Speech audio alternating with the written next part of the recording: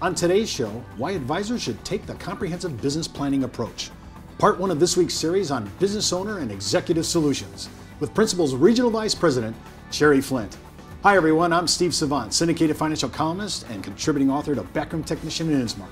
Let's get down to business. Well, welcome to the show, Sherry. Thank you very much. Welcome back, I should say, because you did your whole week series on deferred comp, which was, by the way, excellent. If you haven't seen it, just go out to our archives. Really a great show.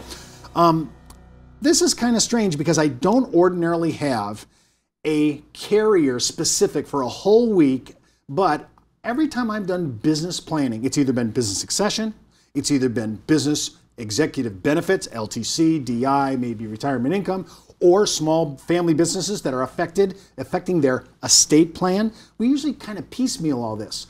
What the principal has done here, and I want you to, this is why we're going to spend a whole week on this, this comprehensive approach really brings everything together. I've never seen, to my knowledge, in my 30 years, I've never seen a carrier or anyone planning strategy or even software that we use.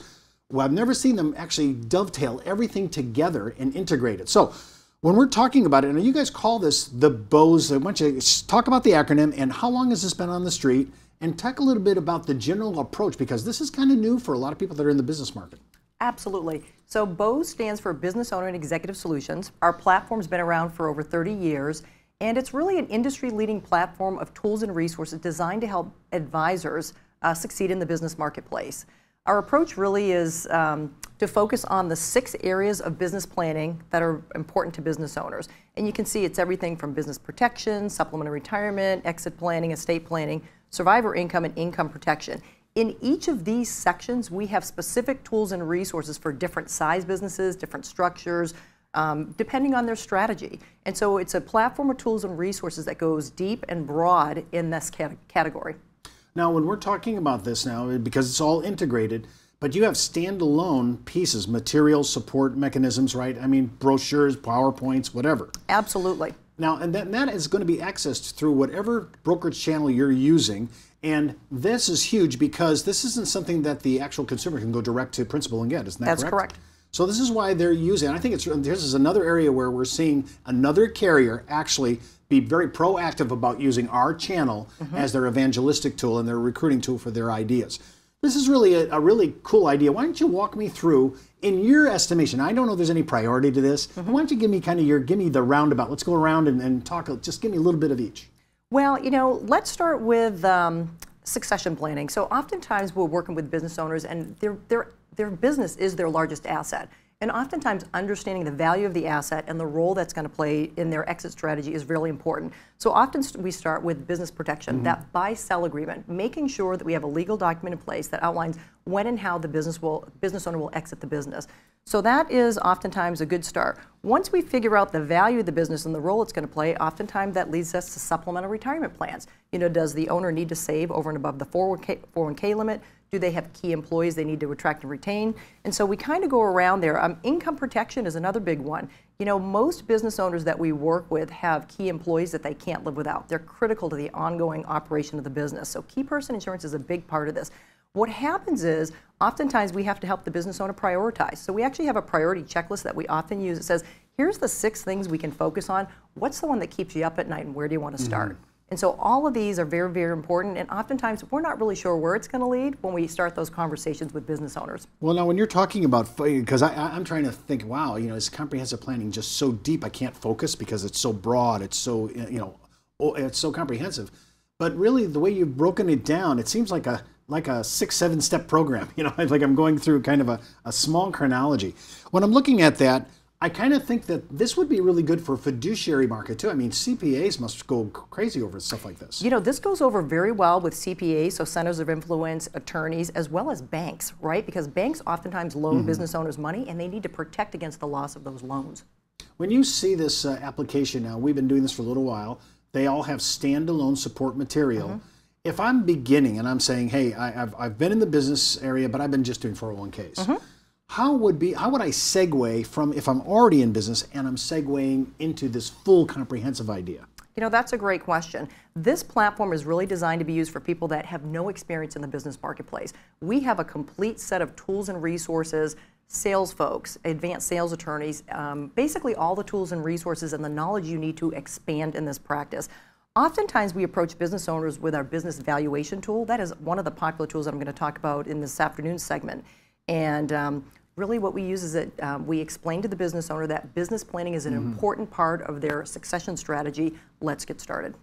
Now, when I'm looking at this from a point of view, I said, well, if a person's already in a 401k, I can kind of go and do a segue into one of these next programs. And you just said, I thought I just heard you say, I could start from a drop dead. I've never been in the business market at all. I'd love to know how to do that. And you have entry-level instructional issues on this? Absolutely.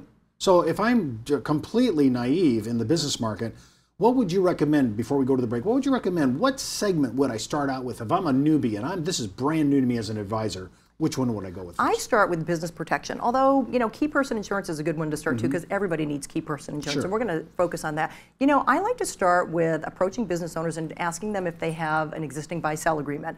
And when their eyes light up and they say, what's a buy-sell agreement? I know they haven't done any business planning.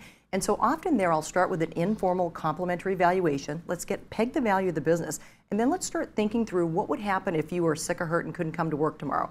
What would happen if you got hit by a bus and couldn't come to work tomorrow? What would happen if you decided you wanted to retire tomorrow? Who's going to make sure that there's a succession plan in place to make sure that your family and your heirs are taken care of? So I like to start with the business planning because I do think that's a good foundation of most business planning, so the buy-sell agreements. Well, that sounds like to me an invitation. If you haven't really tried business and you say, I'd like to try the business market, try to penetrate it, they have really good resources to do that, and that'd be a great start. When we come back from the break, I want to talk about business valuation because this is one of those things where this is kind of your flagship area in this whole comprehensive approach, and we'll talk about it when we come back.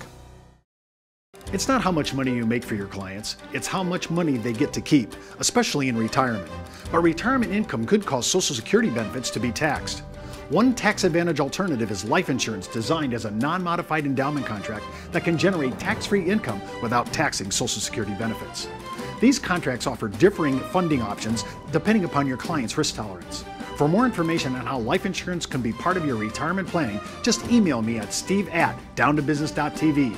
Brought to you by Ash Brokerage, the practice enhancement company. Well, welcome back to our second segment. Of course, I'm with Sherry Flint. Sherry, you're talking about business valuation. We're talking in the bigger idea here is this whole comprehensive issue. This is a huge place to start. Business valuation. I'm just trying to be the newbie for a moment. It seems so overwhelming. I got to figure out the business. I mean, my business owner doesn't even know what they're worth. How am I going to come to that determination and help them do that? You know what, that's a very good point. Most business owners don't know the value of their business. They either think it's worth a lot more, or sometimes they actually come in a lot lower than their actual business is worth. And what's important is understanding the value of the business and what role that's going to play in their exit strategy. And so what we want to do is use a valuation as a starting point for discussions with tax and legal advisors. So what we're going to do is an informal business valuation, and this is a service that we provide at Principal. We have 12 attorneys, CPAs, and consultants on staff, and they have years of experience, and they actually do the valuations in-house. Okay, so really what I'm using then, if I'm hearing you correctly, is I just need to be the data collector. Correct. So we have some forms, and does it really matter if it's an S Corp, a C Corp, an LLC, partnership? Does it matter? You know, it works really well for most types of businesses. So S Corps, C Corps, LLCs, partnerships. I do tend to stay away from smaller sole proprietors. What we're looking for are 3 years of tax returns and financial statements. What we're looking for are companies that have been around for a while, that have good cash flow, minimum of $500,000 of revenue. And one of the important things I like to look for are we want to make sure that the owners are paying themselves. They need to be taking out $150,000, $125,000 a year. We want to make sure that they have money to implement some of the recommendations we're going to make.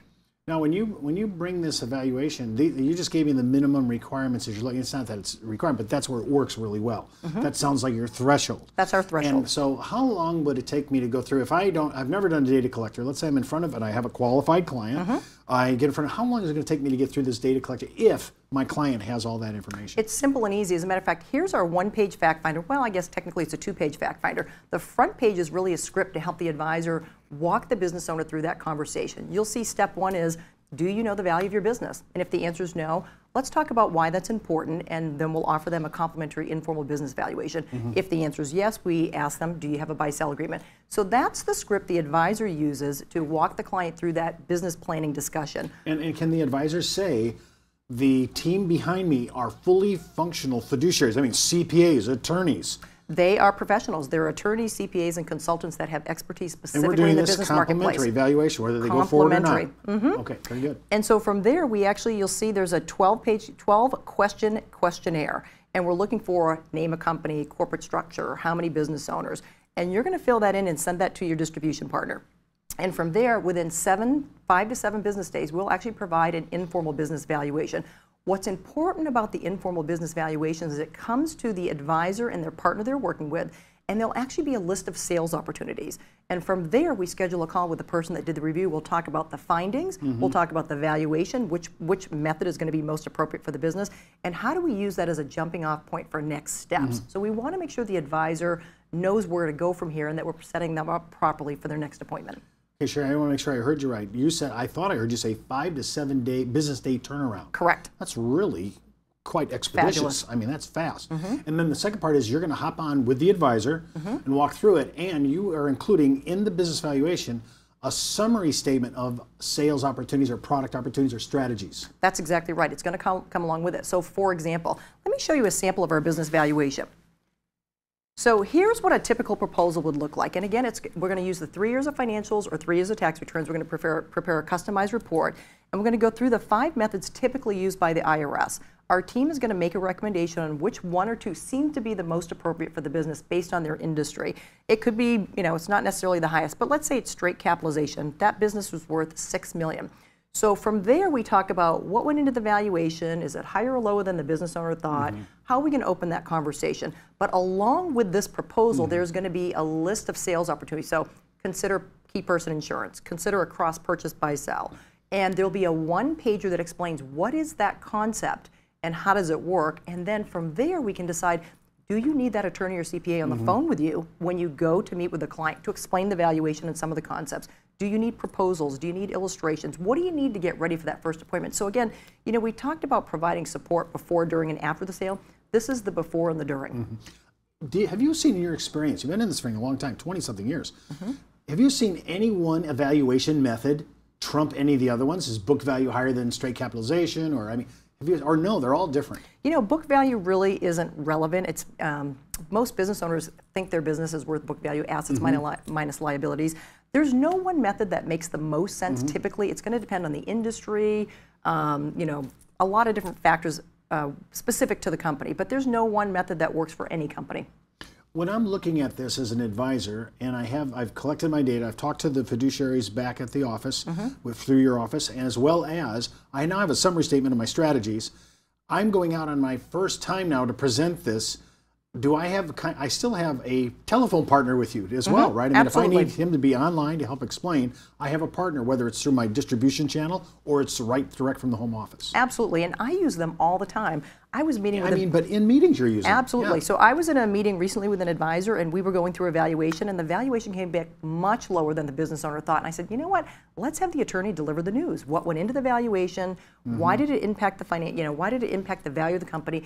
And we were able to, on the spot, kind of go through, well, what if goodwill changed from 3 to 5? How would that impact the valuation? What do you have to do to get to the next level? So we actually had a very healthy conversation of the numbers and the variables, and we came to an agreement on what we thought the typical value is going to be, and we use that as a jumping off point. So we never want to leave an advisor hanging out there by themselves. It was a soft landing. It was a soft landing. It was a soft landing. Well, that's all the time we have for today. Remember, before moving forward with any of the ideas on our show, always consult your tax advisor, legal counsel, or your broker-dealer compliance officer. Missed an episode? Just hop out to our site, downtobusiness.ashbrokerage.com. Want to email me? steve@downtobusiness.tv. And remember, you could be wiser as an Ash Brokerage advisor. I'm Steve Savant. We'll see you tomorrow.